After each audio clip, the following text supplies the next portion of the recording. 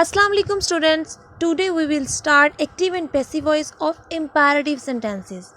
First of all, we will discuss what are imperative sentences. Let's start. Imperative sentences बच्चे ऐसे sentences होते हैं जिसमें सब्जेक्ट एब्सेंट होता है, ठीक है. इसमें सब्जेक्ट नहीं मौजूद होता. ये जस्ट डायरेक्ट स्टार्ट होते हैं वर्ब से, फॉर्म ऑफ वर्ब से, और फॉर्म ऑफ वर्ब भी फर्स्ट फॉर्म ऑफ वर्ब से स्टार्ट होते हैं. और इसमें हम किसी को ऑर्डर कर रहे होते हैं, कमांड दे रहे होते हैं, कोई रिक्वेस्ट कर रहे होते हैं, सजेशन दे रहे होते हैं, एडवाइस कर रहे होते हैं किसी को, या फॉरवर्ड कर रहे होते हैं, ठीक है. फॉर एग्जाम्पल, अगर मैं कहूँ stop talking, help me, don't do this, give me a 1 glass of water, ठीक है. जितने भी मैंने ये सेंटेंसेस बोले हैं ये स्टार्ट हो रहे हैं फॉर्म ऑफ वर्ब से. इसमें सब्जेक्ट मौजूद नहीं है, इसलिए क्योंकि जो हम बात कर रहे होते हैं वो जो सब्जेक्ट होता है वो आपके सामने मौजूद होता है, आप डायरेक्ट उससे बात कर रहे होते हो, इसलिए हमें उन सेंटेंस में सब्जेक्ट ऐड करने की ज़रूरत नहीं होती. एग्जाम्पल देखते हैं बच्चे इनकी. Shut up, give me this book, take this medicine, get out. जितने भी ये सेंटेंसेस हैं ये सारे के सारे स्टार्ट हो रहे हैं फर्स्ट फॉर्म ऑफ वर्ब से. इनमें सब्जेक्ट एब्सेंट है, सब्जेक्ट मौजूद नहीं है, तो ऐसे सेंटेंसेस को हम इम्पेरेटिव सेंटेंसेस कहेंगे. अब हम देखते हैं कि आपने इम्पेरेटिव सेंटेंसेस को पैसिव में कैसे चेंज करना है. तो इनका स्ट्रक्चर है, जब भी कोई इम्पेरेटिव सेंटेंस हो, कोई भी इम्पेरेटिव सेंटेंस हो, आपने जब उसको पैसिव में चेंज करना है तो सबसे पहले आपने लेट यूज़ करना है, ठीक है. लेट राइट कर देना. लेट राइट करने के बाद आप उसका ऑब्जेक्ट राइट करोगे, ठीक है. कोई भी ऑब्जेक्ट उसमें दिया गया हो वो आपने लिख दिया. उसके बाद आप यूज़ करोगे बी के बाद past participle mean third form of verb. ये इसका स्ट्रक्चर है, एक फॉर्मूला टाइप है. इसको अपने अच्छे से अपने माइंड में रखना है कि सबसे पहले आपने लिखना है लेट के बाद जो ऑब्जेक्ट होगा सेंटेंस का वो राइट करेंगे. उसके बाद बी, और बी के बाद third form of verb mean past participle right करेंगे. एग्जाम्पल देखते हैं. Open the door. अब आपको कैसे पता चलेगा ये कि इम्पेरेटिव सेंटेंस है. फर्स्ट ऑफ ऑल तो आप देखें कि इसमें सब्जेक्ट एब्सेंट है, सब्जेक्ट इसमें है ही नहीं.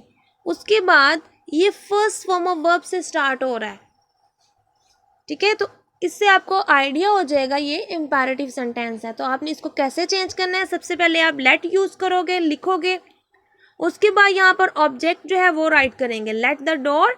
फिर आएगा आपके पास बी, और third form of verb open की थर्ड फॉर्म ऑफ वर्ब होगी opened. Let the door be opened. कुछ और एग्जाम्पल्स हैं वो देखते हैं. Carry it home.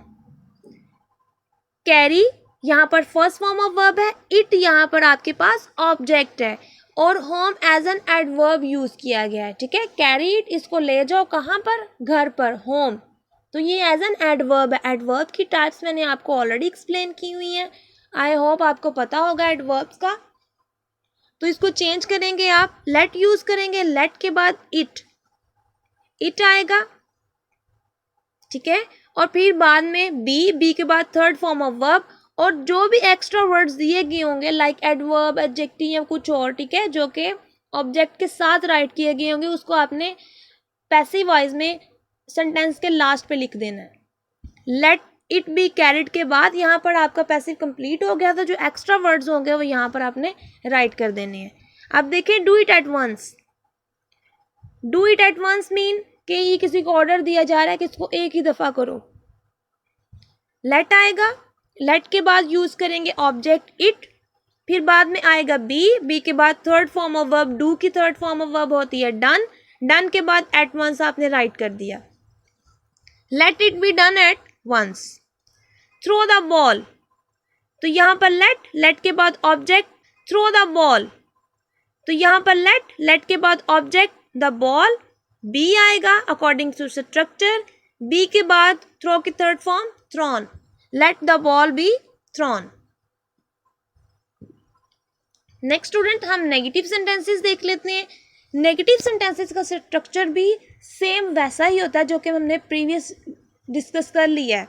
जस्ट इसमें नोट मेंशन कर देते हैं हम, ठीक है, नोट आ जाता है बिकॉज उसमें हम किसी चीज़ से मना कर रहे होते हैं तो नोट लगाना होता है। लेट के बाद ऑब्जेक्ट के बाद आप यूज़ करोगे नोट के बाद be and then past participle mean third form of verb. एक चीज़ बच्चे आपने याद रखनी है कि थर्ड फॉर्म ऑफ वर्ब हमने खुद से इसको नेम दिया गया है, थर्ड फॉर्म ऑफ वर्ब इसका नेम नहीं होता, एग्जैक्ट जो इसका नेम है वो पास्ट पार्टिसिपल ही होता है। हम खुद से third form of verb, first form of verb, second form of verb कहते हैं, ये इनके एग्जैक्ट नेम नहीं है। तो आप पास्ट पार्टिसिपल बोलें तो ये ज़्यादा बेस्ट है आई थिंक, लेकिन हम इजी करने के लिए थर्ड फॉर्म ऑफ वर्ब कह देते हैं। अब एग्जाम्पल देखते हैं, do not beat the dog, तो क्या होगा बच्चे, लेट आएगा, लेट के बाद हम the dog as an object यहाँ पर यूज़ कर देंगे। द डॉग के बाद नॉट आएगा बिकॉज नेगेटिव सेंटेंस है तो नॉट आएगा। उसके बाद बी के बाद बीट की third form of verb beaten, let the dog not be beaten. उसके बाद बच्चे कुछ ऐसे सेंटेंसेस होते हैं, सेंटेंसेस मीन सारे सेंटेंसेस ऐसे ही होते हैं जिसके हम एम्फिसाइज कर रहे होते हैं किसी बात पर, क्योंकि कोई भी टेंस पढ़ के हमें नहीं पता लगेगा कि वो एम्फिसाइज हो रहा है कि नहीं हो रहा, तो हम अपनी मर्जी से उसको किसी भी तरीके से चेंज कर सकते हैं। फॉर एग्जांपल कोई एक ऐसा टेंस है जिस पे एम्फिसाइज किया जा रहा है, जोर दिया जा रहा है, तो उसको दो तरीके से आप सॉल्व कर सकते हैं, दो तरह से राइट कर सकते हैं। फॉर एग्जाम्पल ये देखें, अब हेल्प मी, ठीक है, तो हेल्प मी को आप दो तरह से चेंज कर सकते हैं। एक तो वो जो कि हमने प्रीवियस डिस्कस कर लिया कि लेट लगाया, लेट के बाद आप ऑब्जेक्ट यूज़ करोगे, ऑब्जेक्ट के बाद बी आएगा, बी के बाद third form of verb help, let me be help, ये एक मेथड था। दूसरा ये है you are requested to help me. आपने देखना है कि सेंटेंस की सिचुएशन क्या है, उसमें रिक्वेस्ट किया जा रहा है, ऑर्डर किया जा रहा है, सजेशन दी जा रही है, एडवाइस किया जा रहा है, उसके अकॉर्डिंग आप लिख देना है you are requested to help me, you are order to help me, you are advise to help me. Mean मैं जस्ट आपको समझाने के लिए कह रही हूँ कि सिचुएशन आपने देखनी है, कौन सी सिचुएशन है उसके अकॉर्डिंग आपने वो जो वर्ड्स है उसको चेंज करते जाना है। रिक्वेस्टेड है तो रिक्वेस्टेड कर लेंगे, एडवाइज्ड है तो एडवाइज्ड राइट कर लेंगे, सजेशन है तो सजेशन लिख देंगे, ऑर्डर है तो ऑर्डर्ड लिख देंगे। इस तरह उसके अकॉर्डिंग आप कर देंगे you are requested to help me. अब यहाँ पर हेल्प था, help me, next person obviously बात है, अगर वो हेल्प की बात कर रहा है तो वो आपसे रिक्वेस्ट ही कर रहा है, वो ऑर्डर करके तो नहीं कहेगा कि मेरी मदद करो, रिक्वेस्ट ही करेगा ना आपसे, तो रिक्वेस्टेड लिखेंगे, you are requested to help me. Next further इसकी एग्जांपल्स देखते हैं। लर्न द पोएम, ठीक है, अब लर्न द पोएम जो है ये दोनों तरह से हो सकता है। आप ऑर्डर भी दे सकते हैं किसी को कि इस पोएम को याद करो, आप ठीक है कह भी सकते हैं कि उससे कह सकते हैं कि इसको याद करो, तो आप दोनों तरीके से कर सकते हैं। पहला तो ये हम प्रीवियस मेथड से इसको देखेंगे कैसे करना है। सबसे पहले आएगा लेट के बाद object the poem, then be use करेंगे, बी के बाद third form of verb learn की लर्नड भी होती है, लर्नड भी होती है, let the poem be learn. अब सेकेंड मेथड हम देखते हैं, you are asked to learn the poem. आप ये भी राइट कर सकते हैं you are order to learn the poem, ठीक है, कि आप जाहिर बात है टीचर अगर कह रहा है स्टूडेंट को कि लर्न करें तो वो कह भी सकता है, वो ऑर्डर भी कर सकता है, लर्न करें तो वो कह भी सकता है, वो ऑर्डर भी कर सकता है, ठीक है, या पेरेंट्स अगर कह रहे हैं, मदर या फादर कह रहे हैं तो वो ऑर्डर्ड भी कर सकते हैं, तो आप ऑर्डर्ड भी लिख सकते हैं, you are asked to learn the poem या you are order to learn the poem.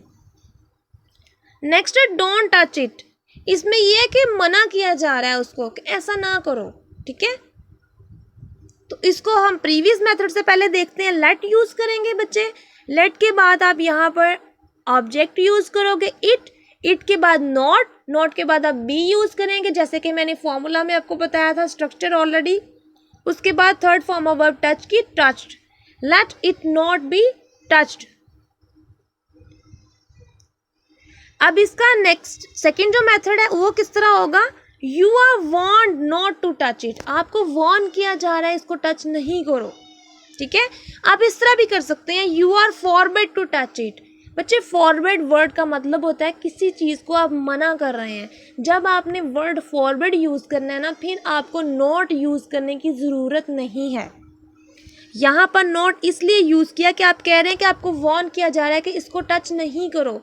लेकिन जब आपने वर्ड यूज़ कर दिया फॉरवर्ड वॉर्न की जगह पर, यू आर फॉरवर्ड, तो फिर आपको नॉट राइट करने की ज़रूरत नहीं पड़ेगी। आपने जस्ट लिखना है you are forward to touch it, कि आपको मना किया जा रहा है इससे हाथ लगाने से।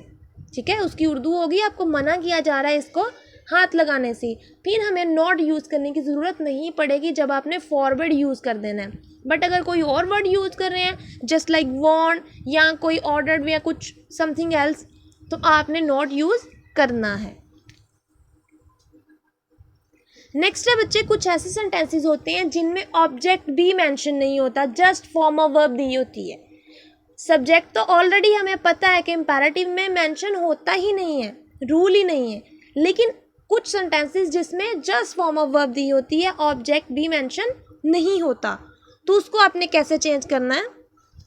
एग्जाम्पल है यहाँ पर एक्टिव वर्क हार्ड। ठीक है, अब इसमें ऑब्जेक्ट नहीं मेंशन, तो आप कैसे करेंगे। तो ये भी बहुत आसान है, आपने जस्ट देखना है कि वो सेंटेंस की सिचुएशन क्या है। ठीक है, एडवाइज्ड की जा रही है, ऑर्डर्ड किया जा रहा है, सजेशन दी जा रही है, ये क्या किया जा रहा है, उसके अकॉर्डिंग आपने लिखना है। जैसे कि ये मैंने चेंज किया यहाँ पर, you are advised to work hard, कि आपको नसीहत की जा रही है सख्त मेहनत करने की। तो अगर यहाँ पर कुछ और होता, जस्ट लाइक के ऑर्डर्ड किया गया होता, तो आपने लिखना था you are order to do this, कुछ भी सेंटेंस जो होता है उसके अकॉर्डिंग आपने लिखना था। ठीक है, अगर एडवाइस दी जाती तो आपने वहाँ पर लिख देना था you are advised, you are requested. इस तरह सेंटेंस के सिचुएशन के अकॉर्डिंग आपने वर्ड को चेंज करना है। नेक्स्ट ये देखिए ज़रा, एक्टिव है आपके पास गेट आउट। ठीक है, अब इसमें ऑब्जेक्ट मेंशन नहीं है, जस्ट आपको कहा जा रहा है गेट आउट, तो आप क्या करेंगे, you are order to get out, कि आपको हुक्म, आप गेट आउट गुस्से में कहते हैं ना किसी को, तो इट मीन्स कि आप हुक्मिया वर्ड्स यूज़ करते हैं, गेट आउट, चले जाओ यहाँ से, तो आपने ऑर्डर दिया, तो इसका आएगा you are order to get out. ठीक है स्टूडेंट्स, बच्चे आई होप आपको बड़े अच्छे से समझ आ गई होगी। हमारे यहाँ पर एक्टिव वॉइस कंप्लीट हो चुके हैं, 9 टेंसेस मैंने आपको करवा दिए हैं। ठीक है, बस ये इम्पेरेटिव सेंटेंसेस रह गए थे, ये भी आज हमारा कंप्लीट हो गया है। फिर भी अगर आपको कोई भी कन्फ्यूजन हो, कोई भी आपने क्वेश्चन करना हो, तो आप मुझसे ग्रुप में पूछ सकते हैं। अल्लाह हाफिज़।